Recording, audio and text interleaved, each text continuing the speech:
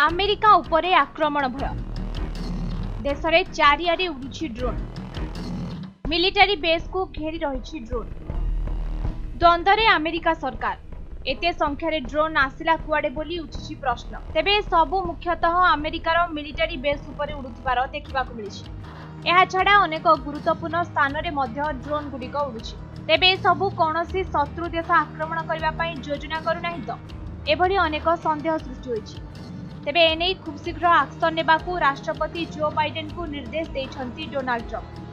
परिस्थिति बिगड़िबा आगरू एसबुक गुली करी ब्लास्ट करबाकू कहिछंती। तेबे जदि देखिबा ए समस्त ड्रोन संख्या बहुत अधिक रहिछि। ड्रोन गुडिक द्रुत गति रे घुरी बुलुछंती। एणु एगुडिकू तळकू खसाइबाकू हेले आकाशरु ही एमानकू टार्गेट करबाकू पड़िबो। तेबे एथिपाई फाइटर जेट व्यवहार करागले एथिरे सैनिकंकर बहुत क्षति हेबो। अन्यपटे केही केही एहाकू एलियन बोली कहउछंती कारण एहार स्पीड साधारण ड्रोन ठारू मध्य अधिक रहिछि।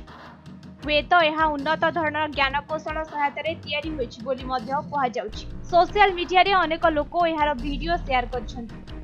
गोटिए पटे डोनाल्ड ट्रंप ए सबको आक्रमण करी तळकू खसाइबाकू कहिछंती। अन्यपटे जो बाइडेन सरकार एहा ड्रोन ना अन्य किछि बोली स्पष्ट करनांती। ट्रंप को कहवा मुताबक जदि एसबू ड्रोन होता है तेबे यह हुए तो अमेरिकार किछि क्षति करि पारे। अन्यपटे अमेरिकार सामरिक शक्तिर परिचय सारा विश्व रे रहिछि। एनु जदि यह देश रे किछि भी क्षति करे तेबे अमेरिकार सामरिक शक्ति केते शक्तिशाली एने सारा विश्व रे प्रश्न सृष्टि होबो। यूरो रिपोर्ट समय।